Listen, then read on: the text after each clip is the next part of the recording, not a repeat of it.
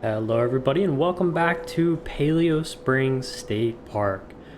It has been a roller coaster of a day, but we are here in the park and the update is out, update 14. So if you're watching this, presumably I'm uploading this the Friday after the update comes out. So if you're watching it the day of, then the day before today as of recording this is a big day. Hopefully that made any sort of sense there.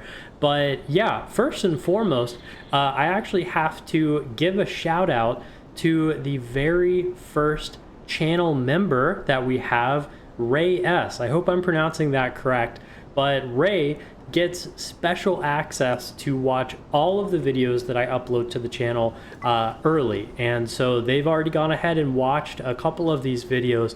This one is releasing with a very short window of time, so Ray, if you're watching this Thursday night, then you're one of the lucky ones, or maybe Friday morning even, but yeah, thank you so much for being a member here of the channel. It really supports what I'm doing here, and really supports the channel and all the videos that I am creating. And for any of you out there that are not channel members yet, this is your opportunity. It's like $3 a month. You do not have to by any means. It is completely optional. But if you would like early access to my videos as soon as I upload them, consider joining the channel membership there.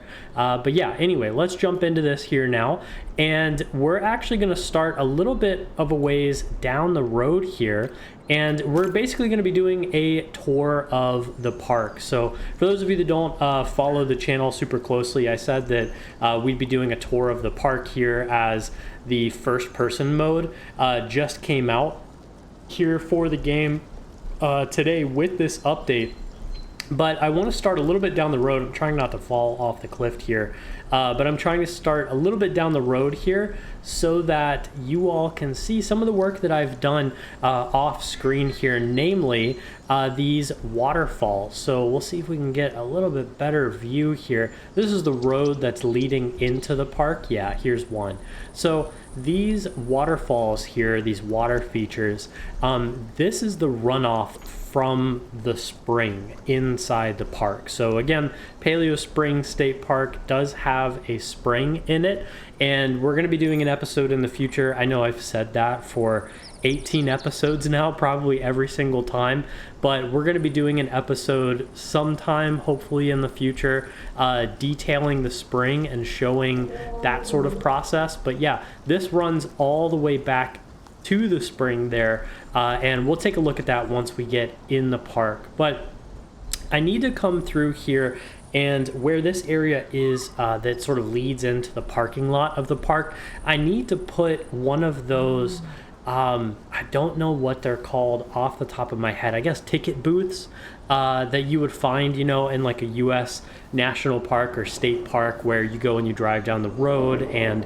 there's this little station, I guess, on the side, and they typically have something blocking off the road so you can't, just drive all the way through. And that's where you would get like your map and your tickets to park and all that kind of stuff. Yeah, I want to add one of those somewhere in here. I think that would be pretty cool. So we're going to add something like that eventually. Again, we're going to go through and detail up little things like that in a whole episode I have planned out. But yeah, I'm super excited for this video here and for the tour in first person. I can't tell you guys how long I've been waiting for first person in this game. They also added these people running. They're running to the restroom, to the bathroom, though I don't know where this person's running to. That's kind of crazy, just running through the parking lot. Whatever. I go to Disney enough. I've seen some crazy stuff. But yeah, first and foremost, again, if you're new to this channel, this is your first exposure into Paleo Springs, then I'm going to try to explain it to you all. For those of you that have been following this channel, this will sort of just be, a refresher, a trip down memory lane for you guys for all the things that we've built here in the park.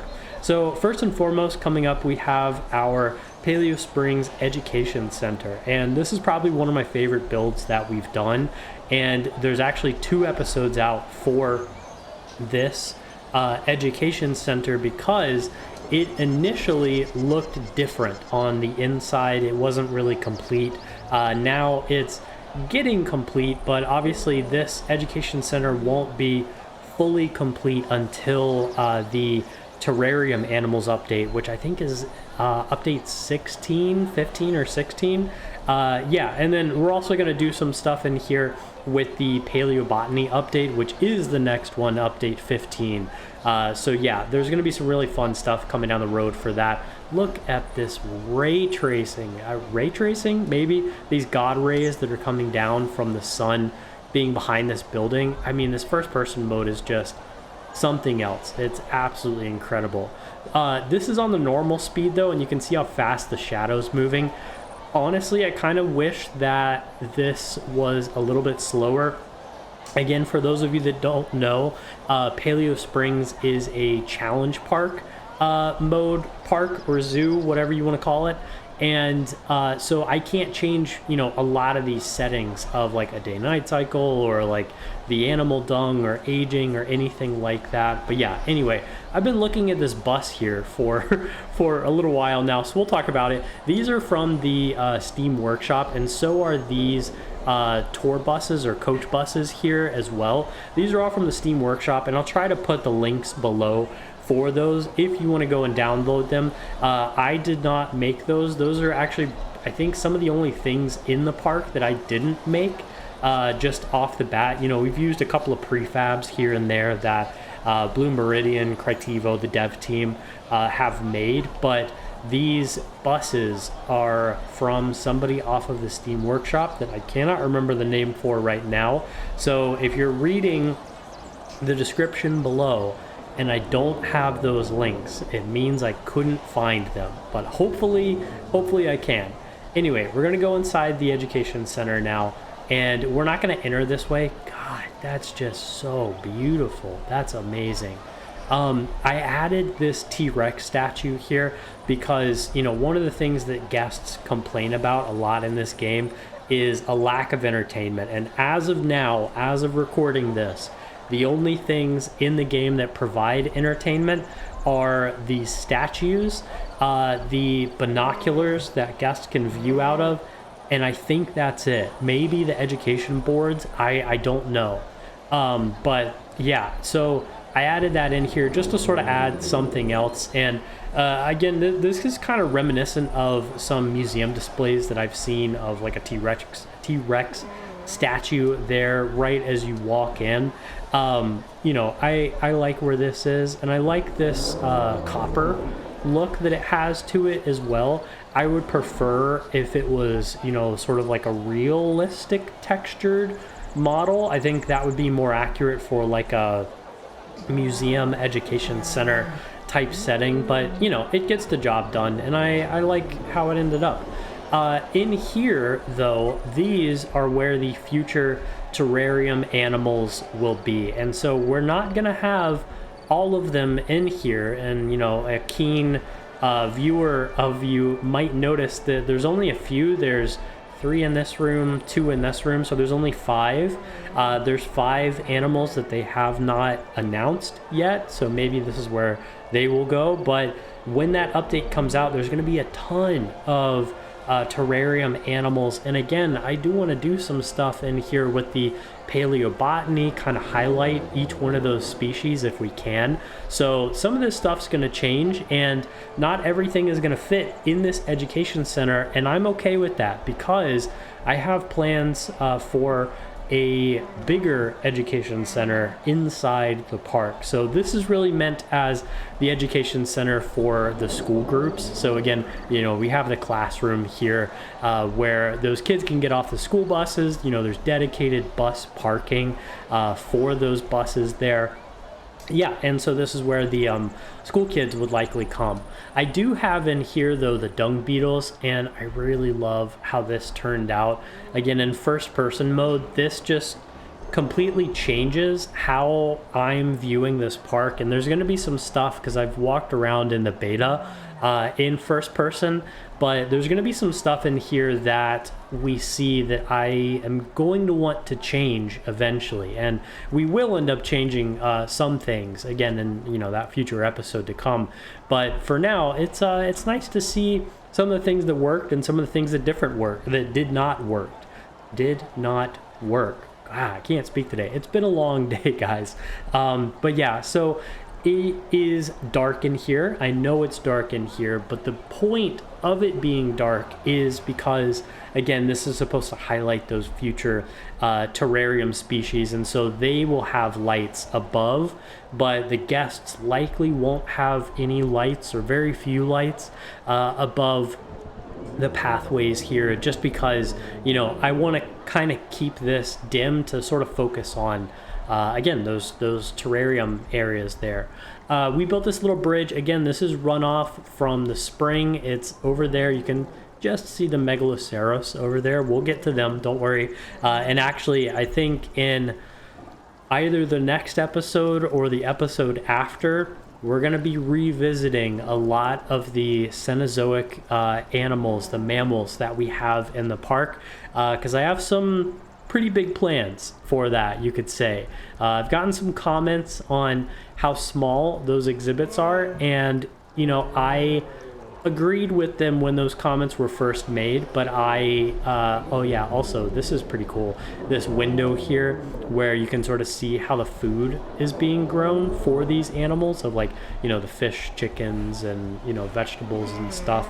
Yeah, anyway, I agree with a lot of those sentiments of the exhibits being small, so we are going to be revisiting them. And you know, I didn't really get a grasp of how small they were until we were able to pop into this first person mode, and now I actually understand, you know, how small they truly are in the scale of, you know, this guy, for instance, that guy, or maybe this very sad lady here. Anyway, this is the main entrance of the park. We'll come back and we'll visit the campsite over there. You can just barely see it off in the distance. Again, this is a parking lot. There's more buses off in the distance, as, you know, they would drop off tours or, I don't know, groups of people there. But yeah, anyway, here we are. We're going in the main entrance of the park. This is all stock. This is all vanilla. For those of you that don't know, this is the rustic theme. This is the rustic theme entrance that comes with the park when you load up these maps. And initially, if you go back to the first episode of Paleo Springs, you'll see that I built something bespoke for it, and it was okay, but it didn't really sit right with me and didn't really make a whole lot of sense for the park itself. So I think it was that second or third episode that we actually went through and basically restarted the entire park, the entire series there. And it's been running ever since then. So I think it is technically the second or third episode where, you know, things kind of come back, and the park is, you know, restarted as it is today. So coming in here, again, these are stock as well. We're going to have an episode where we go down this main strip here and remake or sort of reuse a lot of these buildings. I really love all the detail that the dev team put in here. You know, this could use some lights in here, but I mean, this gift shop, this looks like a real gift shop, and I don't know that I can get better than this, at least not right now. But I definitely want to try, and I want to take cues from a lot of these buildings. You know, maybe we'll repurpose or reuse some of them, but these are just incredible. I mean, some of these are just like unreal. Like this right here, I think this is a roof awning that they've resized for a window piece. Come on. I mean, and I think these windowsills, I think these are all individual pieces of wood here, and then a glass piece there. I don't know. We'll have to come through and look at all of that. But yeah, there's some coming management stuff. So we're gonna start over here. We're gonna go this way and first see the cave bears. The Ursus spelaeus, I think, is the scientific name. I think, does it say it on here? Yeah, Ursus spelaeus. And I think this is still probably one of my favorite smaller habitats that we've built. You know, I really like this viewing gallery here. When this update came out is pretty much when I added these bears into the park. So what was that, like update, God, 11, 10? I don't even remember anymore. But yeah, this is a forested little area here, and there's a cave because, you know, they're called cave bears, whether it's colloquially or, you know, what have you. And I love this, that I can open the gates. That's awesome. We'll come back here, and this is that food production area that you can see from, you know, the education center there in the background. Oh, there's a cave bear that is right at the door. Okay. Anyway, we'll just walk through. Oh, I guess it's not open. Is it open? It's not open. That's weird. Hello? Can I open it? I guess we are not going inside the cave bear habitat. Okay. Yeah, interesting. Anyway, Curtivo, Blue Meridian dev team, if you guys are watching this, this is a bug that was in beta and I guess is still a bug now. So yeah, anyway, you can see the cave bears there through the bars in this door. They're very beautiful here. Oh, actually, maybe I can go in here. I cannot go in here. That's fine. All right, cool. Well, I guess, again, we just won't go in. Whatever. Or maybe can I go back now if I go away? Okay. Yeah, there we go. Anyway, all right, so we are in the cave bear habitat now. This is awesome. And yeah, so they have vegetables here because one of the things that they mentioned in the Paleopedia when Nigel Marvin talks about the cave bears is that they actually really didn't eat meat, or at least as much meat as modern bears do. So yeah, wow, God, these guys are just so gorgeous here. I did put meat in their cave because I kind of, you know, was just thinking, I think this is the male, this larger one, but I was just thinking that, you know, these bears, these predators here likely would drag their meal back to their cave to have it, you know, more secluded, so scavengers or whatever wouldn't come and try to eat it, so, or try to steal it. So yeah, so I put the meat there in the cave, and then the vegetables outside the cave. Just to me makes sense. Hey, look, we're off-roading, Frontier. Why don't you take a hint and add that into Planet Coaster 2? You know, walking off paths. Anyway, I won't get into that. That's a different video for a different video game. But here we are at the spring. So this is a spring that was not here initially. I created this. We can actually go swimming a little bit. I'm not going to go down here because I won't be able to get out, but this does actually go very, very deep. And the reason, again, that I did that is if you've ever been to, wait, did they change that? Wait, can I see it from above? Okay, no, I can't. All right, never mind.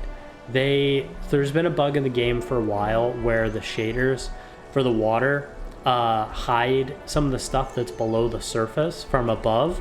So like here, you know, I can't see these reeds, but if we go under the water, now you can see them. So yeah, it's just a shader glitch there, shader bug, but they'll fix that eventually. Anyway, what was I saying? I was saying something about the spring. Yeah, for those of you that have been to a spring in real life, these springs are very, very deep, you know, because they come from deep within. And, you know, being from Florida, springs are actually very familiar. We have a ton of springs here. You know, the Florida aquifer Florida aquifer, I can't speak today. The Florida aquifer is one of the largest in the country and supplies a lot of the water from the for the southeast pretty much.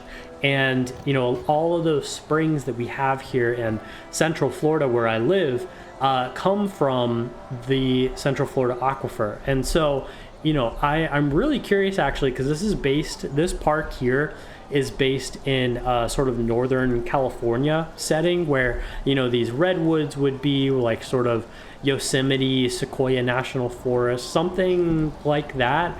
But if anybody is from that area and knows for a fact, let me know in the comments.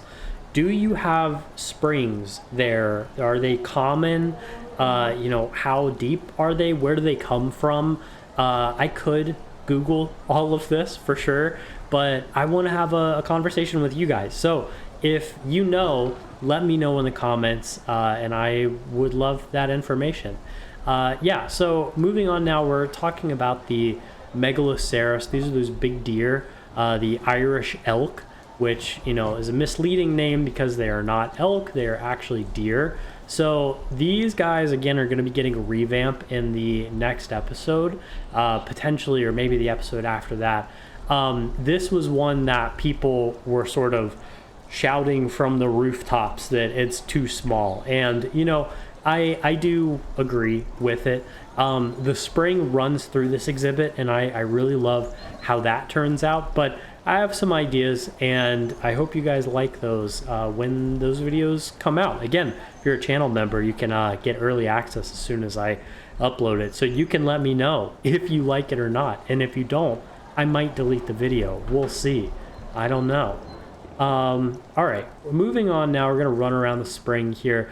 The path ends here because I wanted to do a boardwalk around the side. Again, we'll do an episode in the future on detailing the spring with boardwalk, shops, you know, things like that. Sorry about that, hit my mouse. But yeah, anyway, moving on here to the Mammoths. So we can see these giant woolly mammoths in the background. And I love how this exhibit turned out. This is another one where, again, people said it was too small. This is honestly, so all of the exhibits that you're seeing in this park are the minimum size requirements, if not a little bit more than what's in the Paleopedia. And so these animals here, I just had to take a sip of my Topo Chico, not sponsored there, but all of these exhibits here are you know, again, to that minimum size requirements. And for the modern equivalent of these mammoths here, which is, you know, sort of the Indian elephant, this is a fairly reasonable sized habitat. I've definitely seen larger habitats for elephants, of course, but again, and I think that these mammoths here would likely need a little bit more room. So again, we will be revisiting all of this here in the future. And if that turns you away from this part of the tour, there'll probably be a link or a timestamp below where you can skip ahead to the dinosaurs that we have in the park, and you can see some of those. This is another one that's going to get resized. This is the Elasmotherium, or the Siberian unicorn here. These guys have a very large hitbox for their body. So that storage area, not storage area, their housing area there that you can kind of see in the background, they can just barely squeeze in. And because of that, even though this habitat has perfectly enough space for them,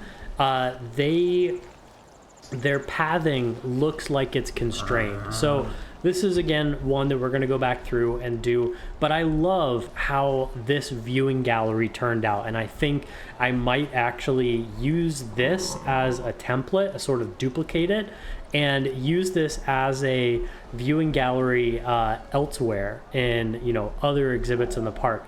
I also don't really have any signage here to tell you what you're going to be seeing. I think I meant to put Elasmotherium here on the side of this rock wall, But yeah, I didn't. And so you can't really tell what it is unless you actually go there.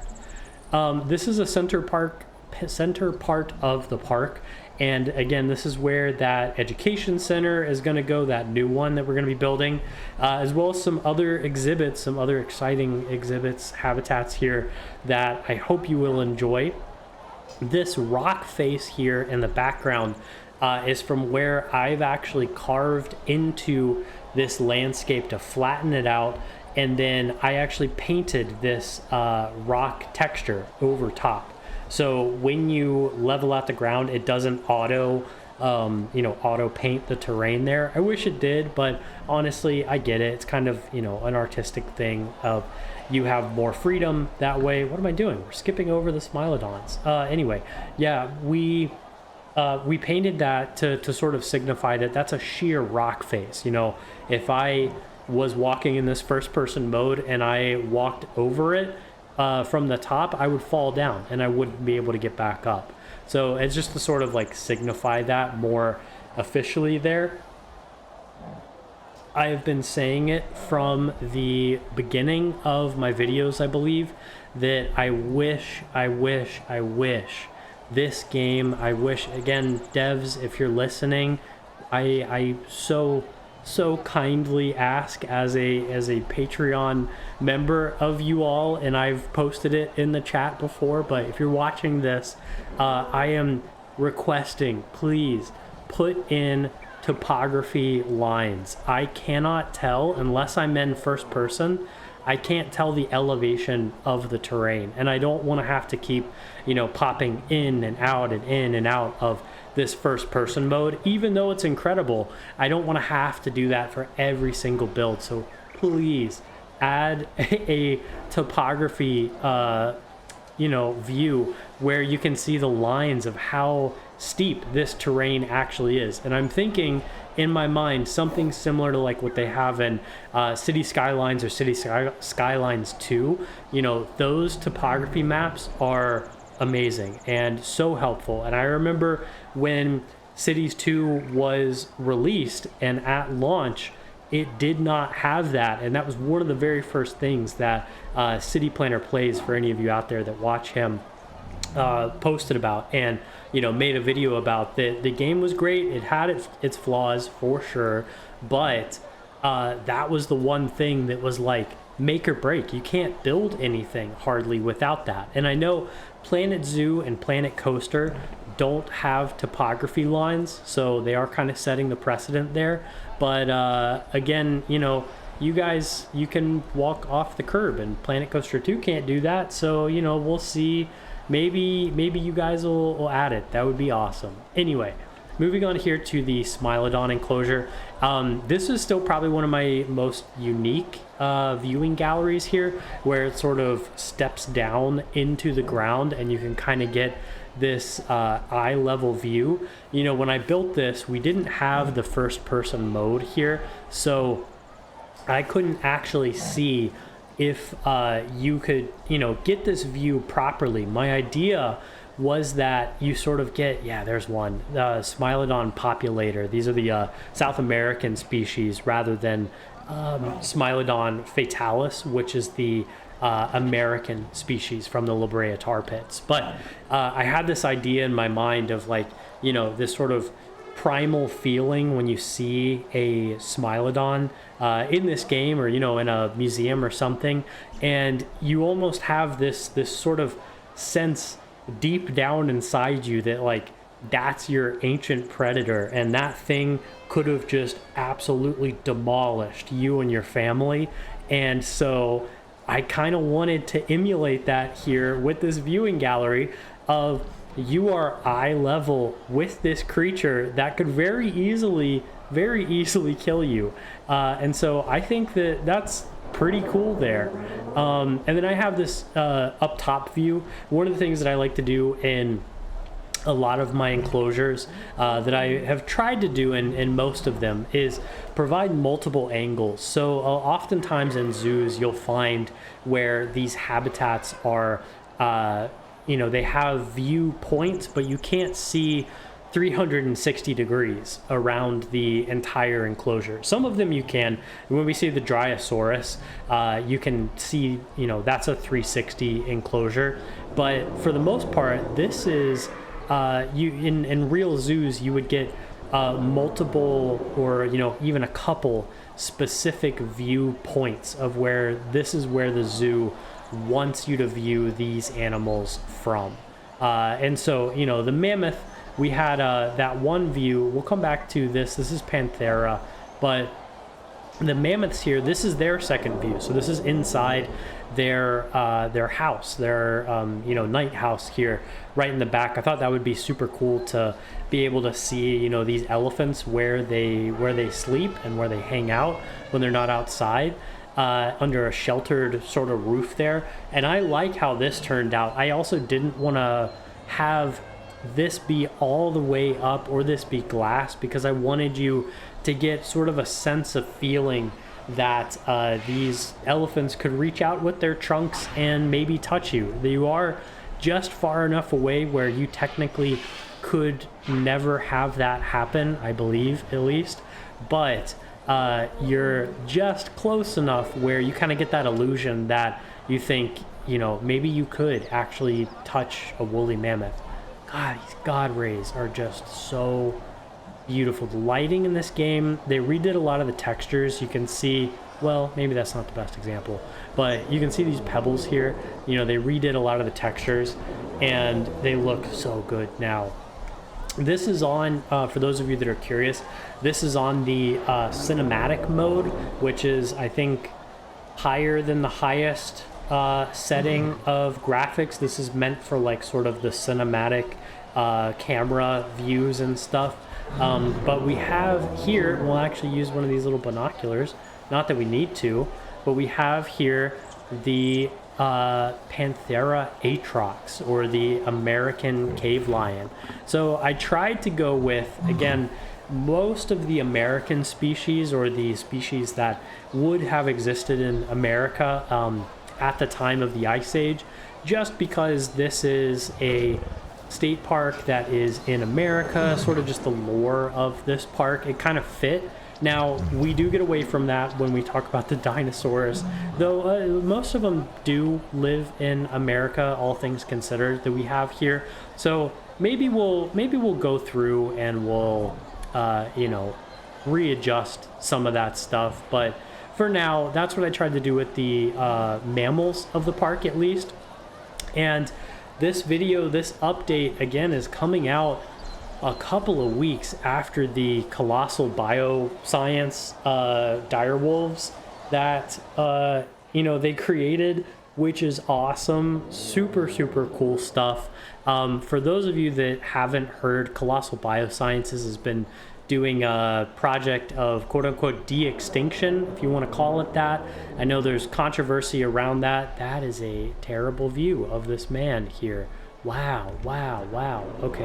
Okay, I can't pause. Anyway, they are doing these processes of de-extincting ancient animals, and so one of the first ones that they did was the dire wolf. And there's been some controversy in the media, specifically with Hank Green, about whether or not these dire wolves are more closely related to jackals or gray wolves, which they used gray wolves to get the DNA close to for these dire wolves that they cloned. It's a similar process to how Dolly the sheep was made, or, you know, realistically how many of these animals in Prehistoric Kingdom would be made, is through that same process of you know, cloning and getting ancient DNA and all that sort of stuff. Very Jurassic Park, very cool. You know, as a Jurassic Park fan, that's awesome. And I mean, I'm playing this game, so of course I'm a fan of that stuff. I will say though, last night, actually, you know, as of recording this, if you're watching this, last night doesn't matter to you, but last night for me, I watched the colossal rebuttal video to Hank Green, where he basically ripped into them and said that, you know, it's all a marketing scheme, and, you know, a lot of it is, and they kind of agreed with that. But how it was more closely related to the jackal than the gray wolf. This is what I've always thought. This is what I saw on Reddit after that announcement came out, and all that kind of stuff. But that scientist that works for Colossal wrote that paper, or she was one of the co-authors on that paper that defined whether or not, what the direwolf was closest related to. And they actually just released their new paper for the creation of the direwolves, and it shows more closely that they are indeed, in fact, related to the modern day gray wolf, which is really interesting stuff. And I hope that if they do ever add the gray wolf, or not the gray wolf, the dire wolf into this game, that they sort of take into account some of that modern science that's coming out about these species. Anyway, we're here at the Coelophysis house now. This is probably one of my favorite builds that we've made. I love how this is just sort of enclosed. Yes, these trees are growing through the mesh at the top. I don't really care. I'm not really somebody that it bothers me too much if things are clipping through. As long as things function and look good at the end of the day, then I am happy with it. So one of the things that I did with this habitat here was create this dry riverbed. So one of the things that they say in the Paleopedia is that Coelophysis footprints are very commonly found in the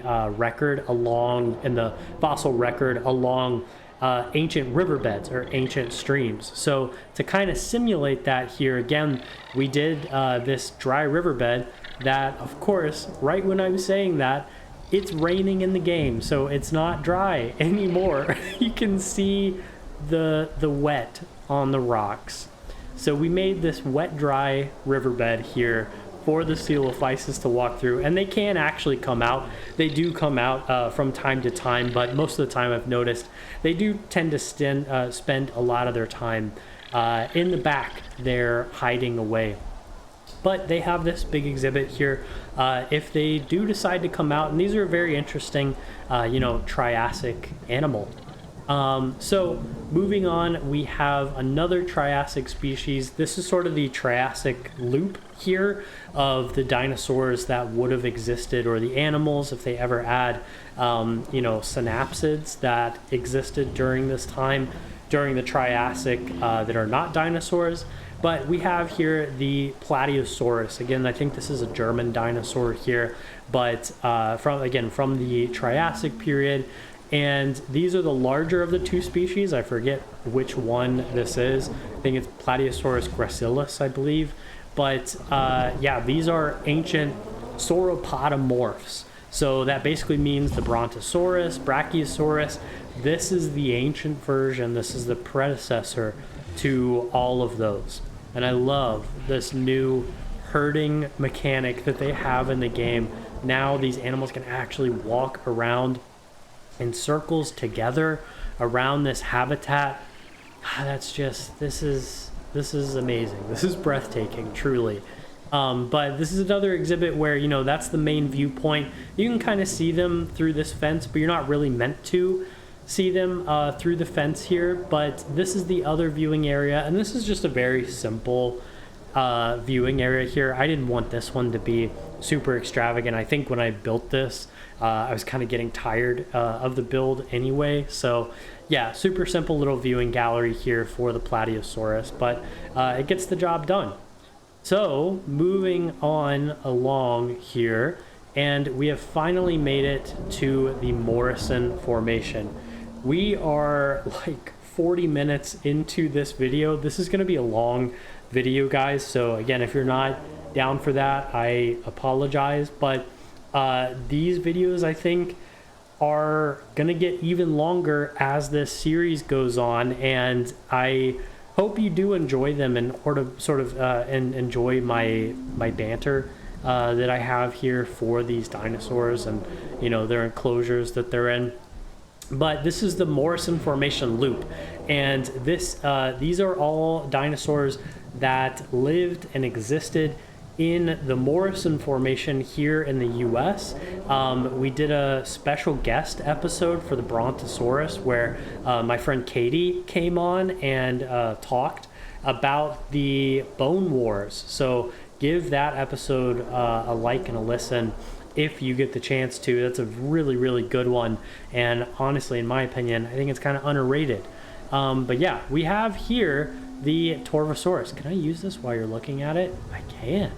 So we have here the Torvosaurus, and these are some of the apex predators that lived in the Morrison Formation. Again, I talked more about them in the video there, but these dinosaurs here, really their only competition would have been Allosaurus, which I have been seeing recently. I've been doing a little bit of research. I've been seeing that Allosaurus might have been slightly bigger. It might have been the same size. It's hard to say, but really that is the only sort of comparative carnivore of this time in the Jurassic period. So the Morrison Formation is a Jurassic, wow, that's awesome, is a Jurassic dig site. So all of these dinosaurs that come from here, from the Bone Wars, these are all Jurassic dinosaurs. So Jurassic Park should have had a lot of these dinosaurs, but instead they went with more Cretaceous dinosaurs there.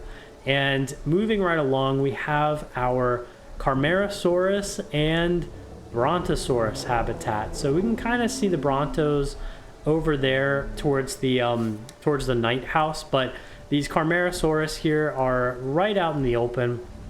These guys are gorgeous, and they fit really well into this habitat here.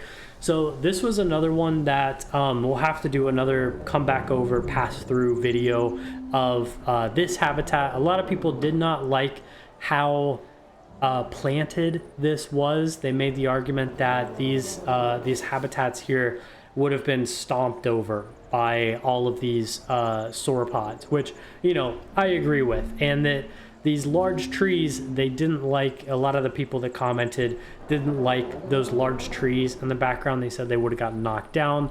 And I agree. However, that's kind of the point of this habitat here, is that it was more forested than the Brachiosaurus apatosaurus habitat that we have in the back that we'll get around to seeing there.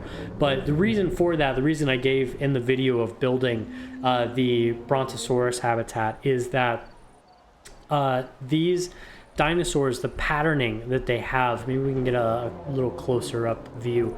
This patterning here of the stripes indicates to me, especially because of the size of these animals, indicates to me that these would have been animals that lived in a forested area, and these dark lines that they have are really indicative of hiding in the shadows. And actually, the thumbnail for that Brontosaurus episode, you can go back and see the Brontosaurus is actually kind of hidden away in these trees here, in the shadows, and it kind of proves that point. So, you know, generally, minus zebras, because zebras are herd animals, so that's a different sort of adaptation there. If an animal is alone or very large, typically they will have very little patterning on them.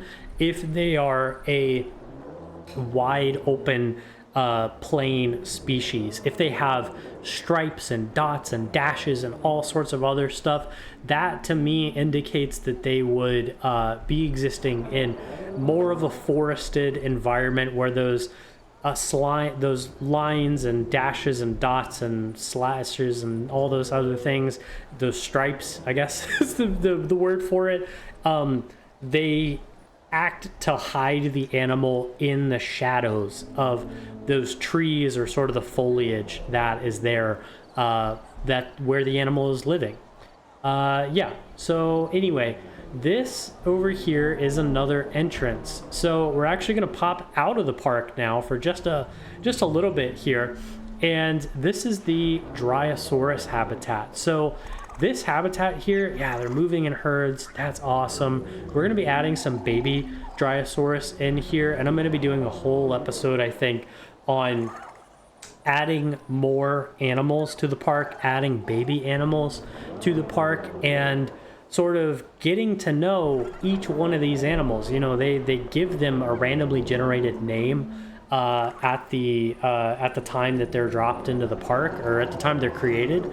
So I think that we should definitely get to know these animals and get to know them as sort of individuals. Maybe you guys can tell me which one is your favorite once we learn their names in that future episode. But this is the Dryosaurus habitat, and this is entirely free to guests. And you heard that correct. This is entirely free to guests. They do not have to buy a ticket to come and see these animals here. And same technically with the Carmarosaurus, Brontosaurus, Brachiosaurus, and Apatosaurus. They do not have to pay to get into the park. And I think that that is going to be a very controversial point. I think some people are going to love that, and other people aren't. And, you know, I'm okay with that. And so this habitat here spans across this this area here. And I am planning on opening this up so that the Dryosaurus can pass underneath these bridges to both sides, or maybe just this one larger side. We can see a Brachiosaurus there in the background. That's so cool. But they can pass through underneath this bridge here. And that was initially always my plan, but in building this, I couldn't really get it to work at the time of that video. So I just scrapped it for the video, and we closed it off with this mesh here, just like we did with the Megaloceros habitat there. But yeah, we added this this green one in because I mentioned in that episode where we created this habitat that the green Dryosaurus to me is so nostalgic, because I got my start playing these types of games from Jurassic Park Operation Genesis, from JPOG. And for those of you that know, it's a classic Jurassic Park game, and I genuinely don't think that I would be making these videos, or, you know, maybe I would have been interested in those types of games. I always did play Zoo Tycoon as well, but JPOG for me has a special place in my heart, and I have a deep connection to a lot of these dinosaurs because of that game. So yeah, it's a really interesting sort of little phenomena there of that.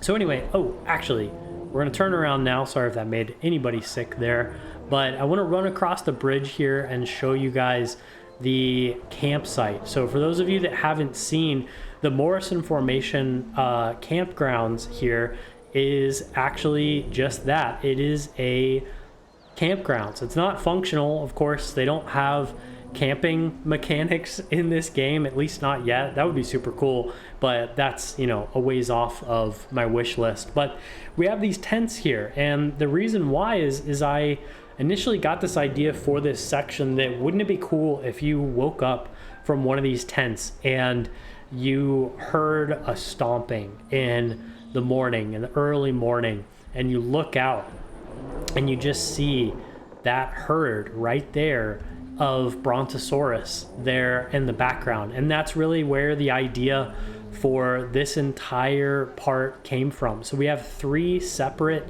campgrounds here, an A, B, and a C. And what's that? Hold on, where is it? There it is. Yeah, this is another one. Again, you hear that stomping in the morning, and you just come around to see these Brachiosaurus here through the fence, just having a drink in the lake there and just living their lives. That's awesome. That's so awesome.